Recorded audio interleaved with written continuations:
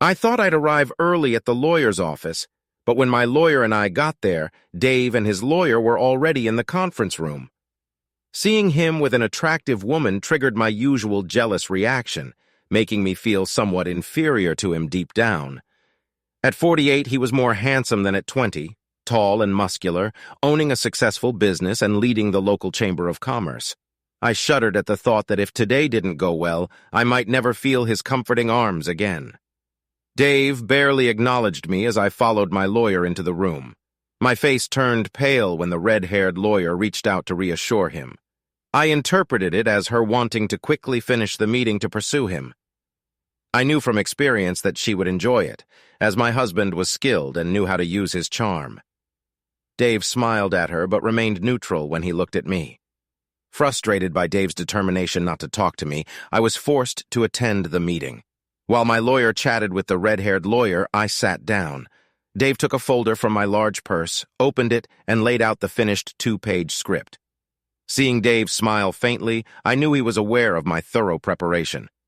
He set up a laptop, plugged in speakers, and put a single sheet of paper next to it.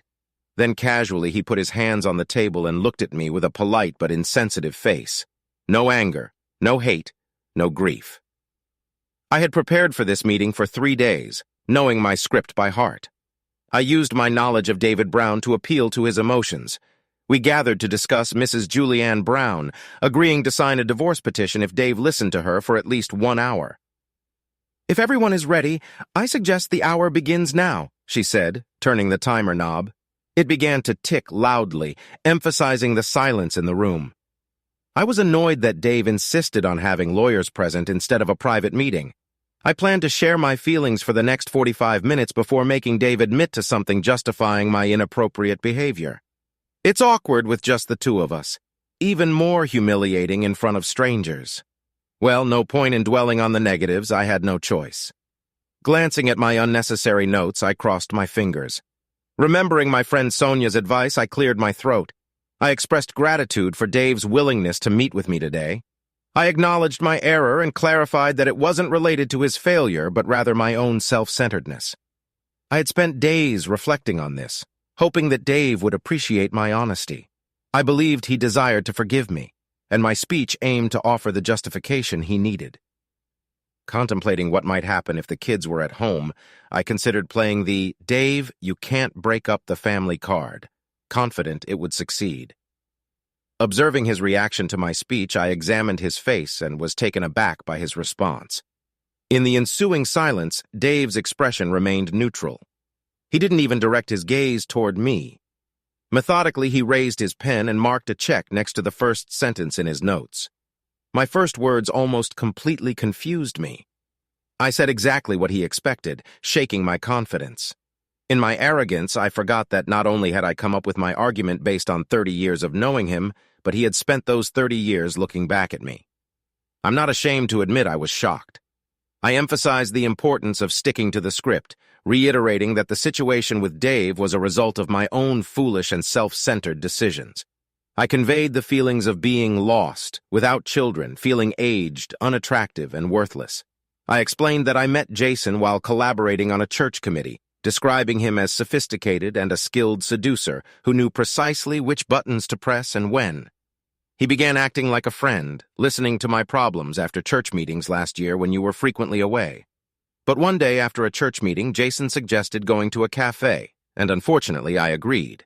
It all seemed innocent, and he appeared as a good friend, so I didn't realize he was adept at breaking through a woman's defenses. Well, from coffee shops, we progressed to restaurants where he complained about his wife. I know it's a cliché, but by then, I trusted him. The restaurants became increasingly upscale, and the gifts he gave me became more enjoyable. "Oh, Dave, you can't imagine how nice it is when a guy 15 years younger than you tries to win you over. But you'd be proud because 4 months ago he asked me to sleep with him, and I declined. I should have refused to meet him after that when his intentions were clear, but by then, I'd become somewhat reliant on the effect his compliments and attention had on my ego and confidence." I fell silent and sniffled, wiping my eyes with the finger I had previously rubbed on an onion piece in my pocket. It stung so much that I didn't dare rub my other eye. One teary eye should have been enough. I stopped, started again, faltered, and hesitated. Oh, honey, I'm so ashamed that I didn't break up with him. He took me to a restaurant and bought a $1.30 bottle of grain, even though he himself doesn't drink wine. Instead of wasting it, I drank almost all of it. I'm pretty sure that's what he wanted. I was too nervous to resist him. When we left the restaurant, he offered to take me home, and I foolishly agreed. Once in the driveway, he leaned over and kissed me, but I was too drunk to stop him. You know how I get after a couple of glasses of wine? Then he started touching my chest. At this point, my logic was completely broken, and I remember just thinking that I should move him out of the driveway so the neighbors wouldn't see us. For the same reason, I opened the garage door and forced him to park inside. I cheated a little by admitting that even in the car I thought Jason might be staying a while, and I certainly didn't want the neighbors to see a strange car in the driveway the next morning, but it was all a calculated risk on my part. I knew enough about men in general to understand that being betrayed was a major blow to a man's ego, and I wanted Dave to ensure that no one else ever found out about it. Well, except for 2 lawyers. Well, Jason got out of the car as the garage door was closing and started kissing me again. As I said, I had already drunk most of the bottle of grain and was ripe for plucking. He grabbed my key and led me inside. I took him to one of the spare bedrooms, and I will be ashamed of this until the day I die. I let him do whatever he wanted with me. I'm so sorry, Dave. My only saving grace was that I was composed enough with him to get him to put on a safe. After Jason came, I think we both fell asleep. I because I was drunk, and he because he must have been tired after a 4 or 5 month chase. I know for sure I wouldn't have done it if I wasn't drunk and depressed when I woke up, and I definitely would have kicked him to the curb immediately. Instead, you entered the room and turned on the light. I have never been so ashamed in my life. The look of pain on your face just killed me. I realized how much misuse I caused to you and us with one simple mistake. With tears still flowing from one eye, I turned my pleading gaze to my husband. Having spent a lifetime together, I knew that I could read his expression like an open book and be able to judge how my request was going. Not true. His expression remained neutral. In fact, he didn't even look at me. Strange, but he was fiddling with the laptop in front of him. I thought he was writing notes until he clicked the link on his screen. A voice came from the speakers. My voice. Ugh, don't kiss me. You reek of beer. What about you, rotten grape breath? What? I had one lousy glass of white. The audio clip stopped, and the room fell into a thunderous silence. I think that's how it was. The roaring sound in my head drowned out everything else. Yes, I felt embarrassed and humiliated when Dave walked in on me that night with Jason before lifting Jason by his hair and beating the crap out of his body.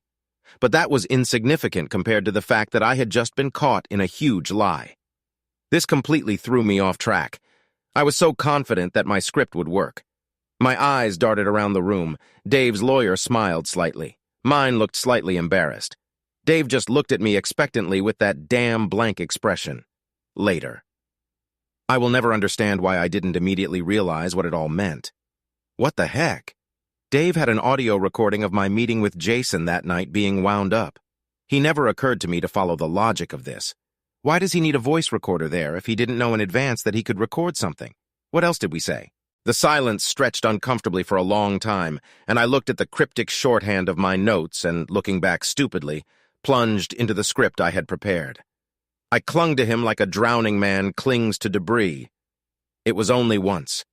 It won't happen again. Nothing like that. Please believe me, I just wasn't strong enough to resist him, but I wasn't so out of control that I wouldn't force him to use a protection or let him take me on our bed. He wanted it, but I would never do that, no matter how drunk I was. We were in Megan's old room, right? Dave just looked at me sadly, and I didn't know what was worse, his sad face or his impassive one. He shook his head and turned to the computer. I felt rather than hurt him double-click the icon, and I cringed until I'd just like to watch how you lie in front of me full of desire. It is very hot. Then once it's finished, another double-click, and Jason's voice again. When can we have time in bed again in your clueless husband's bed? It was so cool. This time Dave clicked and ended the clip. And then just look at me silently, accusatory. What could I even say? Everything I claimed was debunked. Not by Dave, but by my own words. Protection. It was a one-time drunken mistake, not getting closeness with my husband in our own bed. The whole thing crumbled as a lie in just 30 words. Stand, stand. I'm speechless. Though it was awkward, I looked at Dave for any clue. His neutral gaze revealed nothing. I noticed my lawyer checking her watch, making me focus on the ticking timer, realizing the 60 minutes I had to salvage my marriage were slipping away, and I admit going terribly. I forced myself to suppress panic. Apologies for the lie, Dave, about it being the first time. I just didn't want to hurt you more than I already had. I thought if I could convince you it was a one-time thing, and for the exact reason I stated, you wouldn't be so offended. I stumbled back into silence. Should I now admit I dated Jason several times a week for over 6 months? The trouble was, I didn't know what Dave knew. He had recorded conversations, revealing the night he found us wasn't the first or only night. But what else did he know? Hiding the recorder where I usually did with Jason hinted at suspicion at least one more time. I just didn't know. However, I knew that if I was caught telling one more lie, it would all be over. Well, Juliana, it's time to be vague, avoid details, and stick to the facts. The truth is that Jason did seduce me, and it took a while. He has a thing for older women. It's true that being pursued by a man almost my kid's age gave me an ego boost. I admit it. I was weak. I thought about saying I used the master bed only once the first time. It would be a lie, but put me in a better light. But not knowing how long Dave knew about my extramarital activities held me back. I decided to stay silent on this. However, I couldn't remain silent on everything, realizing I had limited time to rectify the situation. Unsure of the best course of action, I turned my attention to my notes. I discarded the initial points after being exposed and focused on words highlighted in capital letters. I conveyed that I never ceased to love and respect Dave, emphasizing that I gave him no less love than I always had. I explained that Jason was an additional dimension that didn't diminish anything from my love for Dave, but rather added an overflowing quality if I could describe it that way. When I fell silent, Dave redirected his gaze to his laptop screen, furrowed his brow, and appeared momentarily confused. However, he eventually relaxed again. Listening to the recording, a continuation of the earlier soundtrack, I understood that Dave's frown indicated he was searching for an icon on the screen before realizing it was one of the open files. It would be better if he didn't grasp it, and he evidently started over. Going back to the beginning of the video, I revisited Jason's question about being closeness in our marital bed. Like the first time, I cringed, knowing my words once again condemned me with, "I already told you, never again, not after the last time." That night, Dave stepped out of the shower and inadvertently stepped on a large drop of white, for which I was grateful. Dave accepted my explanation about sneezing, attributing the drop to snot. Sinking lower into the seat, I anticipated the predictable words that would follow. Although I initially felt smug when I uttered them, that feeling dissipated. Being Dave by offering to clean his leg and doing it nicely diverted his attention. Commenting, "You have to admit to all that your husband sometimes acts like an ignorant idiot." I found discussing how we successfully evaded detection, such as when he had to hide in the closet when Dave came home early, insulting. Yes, Dave is clueless. Initially, I found it sweet that he trusted me so much. Now, he's just an ignorant fool. I wonder if we could have time in bed right here while he's in the room. The mocking tone made me realize I was rehashing a futile point. With these words and such a tone, I couldn't even convince myself I loved and respected my husband, let alone him. Again, confusion set in. Before this meeting, I convinced myself I loved and respected Dave. But after what I did and said, how is that possible? Steeped in the ticking, tense silence. After the final nail in my coffin, Dave turned to look at me. I couldn't look him in the face, so I turned to his lawyer. Such contempt on her face made me shudder. Any doubts that Dave was just another client to her vanished. I looked away from her and now looked at my lawyer. She too wasn't quick enough to hide her disdain. Here I am, fighting for my future, surrounded by people who think I'm something they stepped into at the dog park and one of them should be on my side. My confidence dissipated like dew in the midday sun, and my self-esteem quickly followed suit. Perhaps that's why I revisited my notes and chose to adopt an offensive stance. I conveyed to Dave that over the last 6 months he had been paying me decreasing attention, taking me for granted, traveling for business more frequently, and seemingly distancing himself from me. All of this occurred simultaneously with the children leaving home, leaving me feeling lost.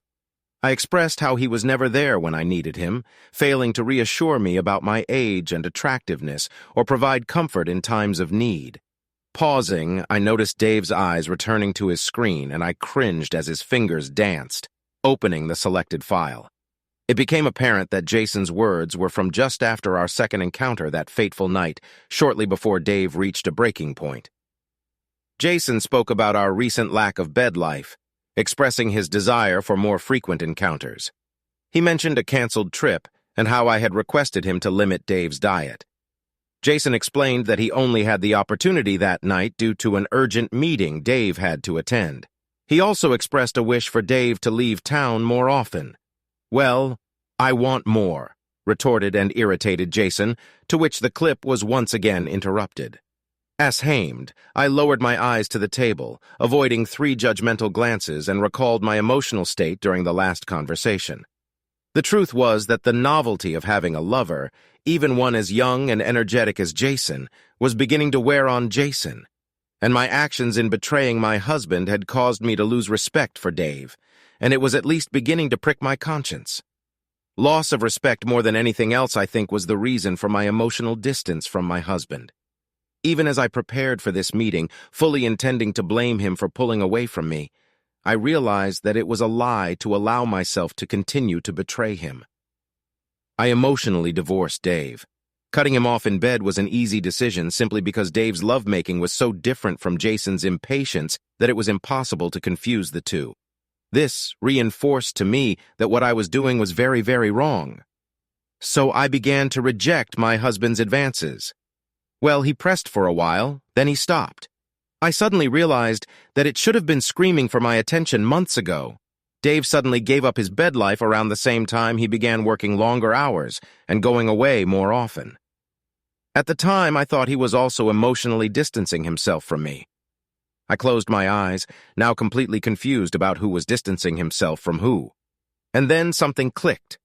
Dave must have known for a long time. That's why he knew he had to hide the recorder in Megan's room. I was in a trap. My entire approach to this meeting was to minimize my crime, heal Dave's wounded pride, eat some humble thing, all to get my life back and the future I so desperately wanted. I thought I was calming a recently wounded bull.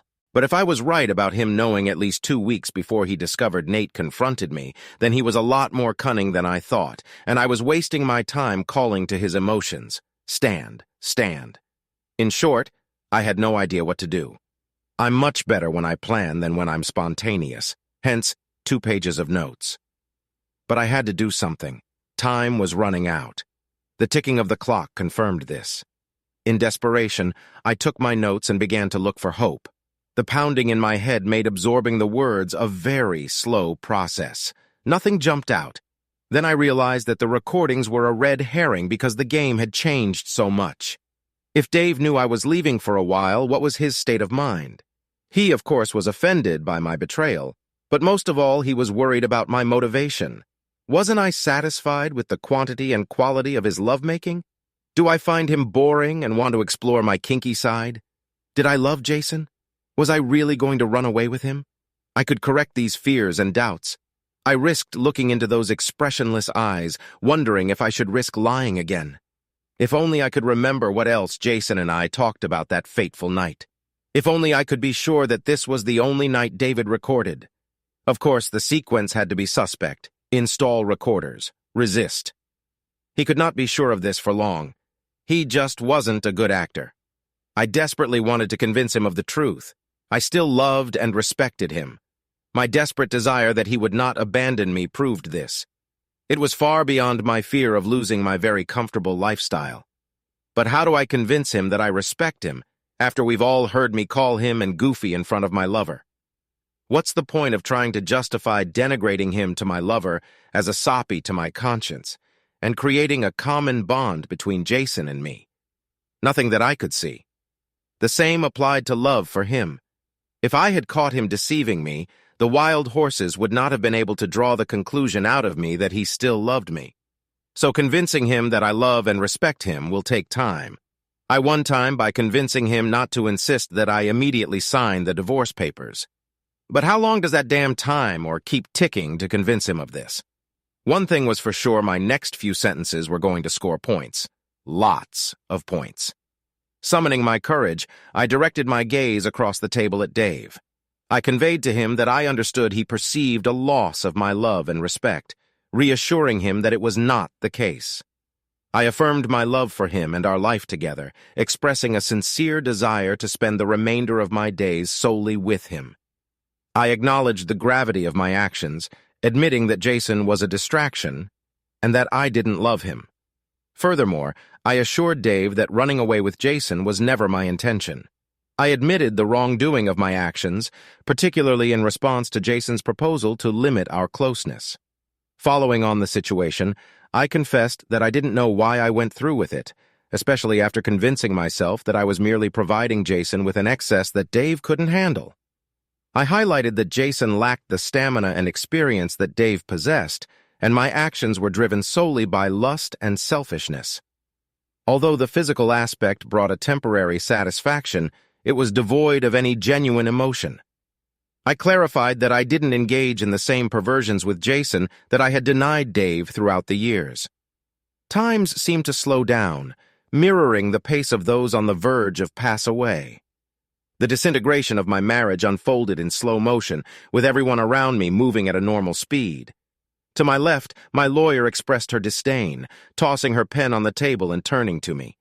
It was evident that in this moment I couldn't even pay someone to be on my side.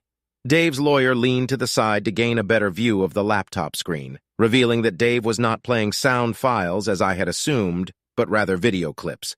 This realization intensified the gravity of the situation. Dave's wife grabbed his hand in a show of support, and though he wasn't looking at me, his reaction conveyed a profound hurt, as if the man meant to support him had betrayed him. I witnessed a fleeting expression of devastation on his face, and a single tear rolled down from the eye closest to me. I questioned whether he was truly suffering, or if he had steeled himself by fixating on the screen. Amidst the chaos, a few irrelevant facts registered in my mind.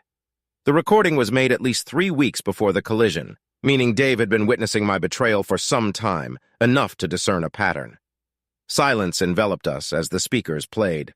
The heat that had once suffused the room, now transforming into a sense of dirtiness, sloppiness, and tastelessness. I focused on the table, and my lawyer laid out the divorce papers before me.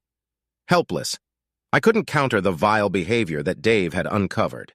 With unparalleled ease, he dismantled all my rationalizations, minimizations, and feeble attempts at reconciliation. It was over. Dave, acting as an orchestra conductor, didn't utter a word today. Instead, he indicated the section of the orchestra he wanted to play next, using his skills and talents to execute a silent symphony of separation. No, it wasn't Dave. I ascended the scaffold myself, blindfolded and with a noose in hand, kicking the lever. Dave simply erected the scaffold and departed. As soon as he played the last clip, he knew precisely what I was going to say, leaving me with no chance at redemption. And when I came up with my arguments based on my closeness knowledge of him, after observing him for 3 decades, I had forgotten that he also looked at me for the same amount of time. Looking back at me with her smart, penetrating eyes, the shame and humiliation were unbearable and finally caused me to run away. Escape was what I needed, running back to the house that was still my home, at least until Dave got the eviction notice. That was part of the agreement, and escape to children who I hope will never know, and will continue to love me unconditionally. The only way to salvation lay through a receipt with the loss of most of my life.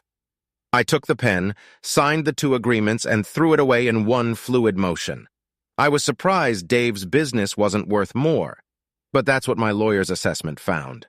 And of course, Dave had plenty of time to hide most of it. By that time, the last recording had thankfully ended, and the ticking silence returned. My lawyer took the signed papers, handing me a copy while placing the rest in her briefcase. She left the room, leaving me seated, frozen, torn between the desire to run and the wish to convey a positive message. I longed for an ember of hope, something to convince myself that there might be a chance to rekindle the flame someday, to let Dave know that I still cared about his well-being. The sharp sound of an alarm clock disrupted my thoughts, prompting me to stand up and deliver my positive phrase. The jackal, holding Dave's hand with both hands, urged him not to seek revenge on Jason, expressing her fear of never forgiving herself if he ended up in prison. Dave's response was another damning video, thankfully not featuring my voice, but that of another woman speaking in an almost shrill tone. He mentioned the consequences Jason would face if her brothers got to him first, identifying herself as Mrs. Jason. Initially, I had thought Jason's silence after the beating reflected fear on his part, but now I pondered that being divorced and penniless might be a fitting end for the scammer. The burden on my conscience grew heavier as I considered that he might die because he had been involved with me. As I prepared to leave, I couldn't bring myself to look Dave in the face. Whether he had his expressionless face, whether he was laughing or crying, it all pained me, a constant reminder of the misuse I had caused this good man. He had lost everything, except my house and money, and suffered a tremendous emotional blow all at my hands. I deserved every bit of his anger. Through tears, I managed to squeeze out a feeble goodbye, dear, as I shuffled towards the door. My pathetic attempt to salvage my old life was discarded, akin to a plague beetle. Perhaps my daughter Megan would visit me while I drowned myself in oblivion, or if she wasn't available, then my son Joel. Just as I began to push the door, voices behind me caught my attention. Another damn recording. An excited young male voice accused, "Cheater!" A very familiar female voice intervened, asking, "Are you sure, Dad? I think I'll drink alone today."